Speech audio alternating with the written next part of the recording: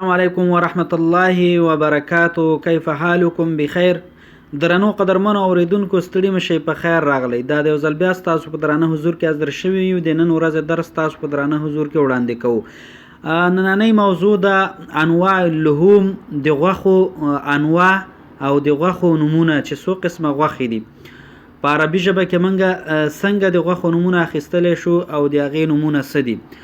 انواع اللحوم، د غوښو انواع: لحم البقره د غوا غوښه، لحم البقره د غوا غوښه، لحم الضئان د ګډ غوښه، لحم الضئان د ګډ غوښه، لحم الدیک الرومي د پرمر غوښه، لحم الدیک الرومي د پرمر غوښه، لحم الحمام د کوترې غوښه، لحم الحمام د کوترې غوښه، لحم السمک د ماهي غوښه، لحم السمکه د غوایي غوښه، لحم المقطع میده شوې غوښه، لحم المقطع میده شوې غوښه، سجق هغه غوښې ته ویل کیږي چې د ماشین څخه ویستل شوي وي.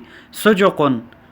ورق الدجاج د چرګ ورون غوښه، ورق الدجاج د چرګ د ورون غوښه، دجاج مشوي هغه غوښې ته ویل کیږي چې په اور باندې سره شوي وي، دجاج المشوي، دجاج المسلوق، دجاج المسلوق هغه غوښې ته ویل کیږي چې په اوبو کې پخه شوي وي، لحم الجمال، لحم الجمال د اوښ غوښه، لحم الارانب د سوی غوښه، لحم الارانب د سوی غوښه، لحم البط، لحم البط د هلی غوښه، لحم الدجاج، لحم الدجاج د چرګ غوښه، لحم النعام د شترمر غوښه، لحم النعام، لحم المفروم، لحم المفروم هغه غوښه ته ویل کیږي چې دا هم د ماشین څخه ویستل شوي خو میده.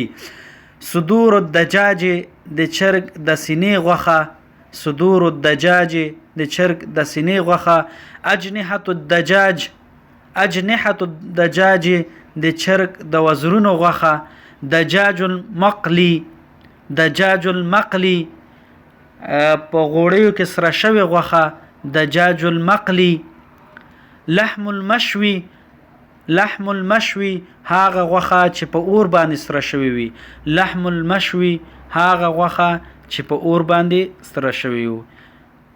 درنو قدرمنو دوستانو، دا و زمونږ د نن ورځې درس. تر بیا مو په پاک او مهربان الله سپارم. پاک الله مو مل شه.